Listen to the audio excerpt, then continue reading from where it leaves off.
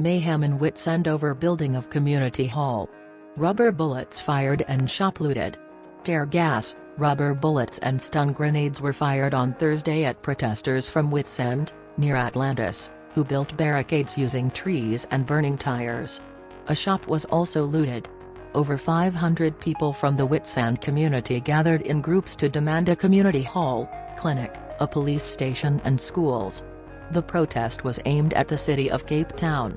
At least 500 protesters blocked a section of the R304 with branches, tree stumps and tires. Community leader and South African National Civic Organization, SANCO, member Lavapo Motshisi told GroundUp that the protest was a response to what the community sees as continued delay in the delivery of services and the construction of a community hall. Motshisi said SANCO has been in contact with the city over the construction of the community hall, funded by an outside donor since June of last year. He said that there have been, what the community believes to be intentional, delays put in place in the contract.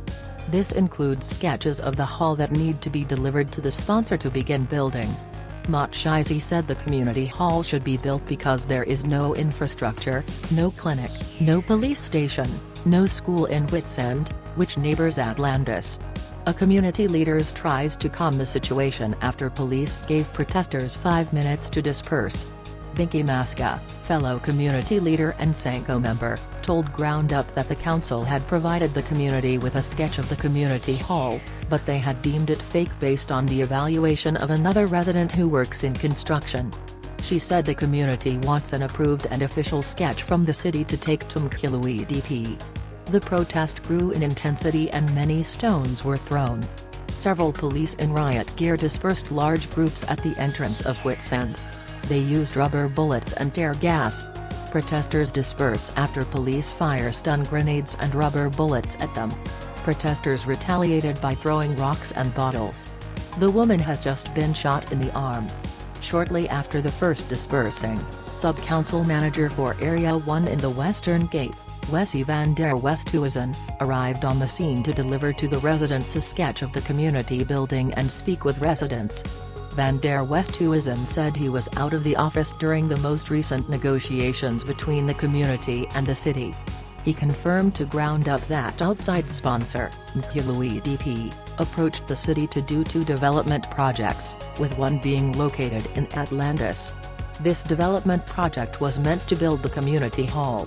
Community members still wanted an official sketch and to hear from Councillor Suzette Little, whom SANCO had been in negotiations with. While waiting for Councillor Little, the protest escalated with some stone throwing and as toying. More police arrived on the scene with an ayala. They warned residents to disperse within 5 minutes. Following this warning, stun grenades were thrown, and the police began apprehending individuals, including those who looted a nearby store. At least 3 protesters were apprehended. GroundUp saw at least 3 people arrested. SAPS had not confirmed the total number of people arrested by the time of publication. Police make their way through the township searching for protesters. Resident Thabiza Scythole told GroundUp that the protest was not meant to be a violent fight but that they, the community, want to be heard. She said, "People are crying for schools. People are crying for clinics." One resident was shot at close range with a rubber bullet leaving a large gash in her right forearm. She said she was not doing anything wrong and that she was concerned about her 2-year-old child and now also her ability to go to work. She received medical assistance.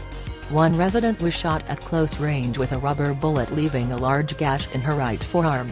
She said she was not doing anything wrong and that she was concerned about her 2-year-old child and now also her ability to go to work.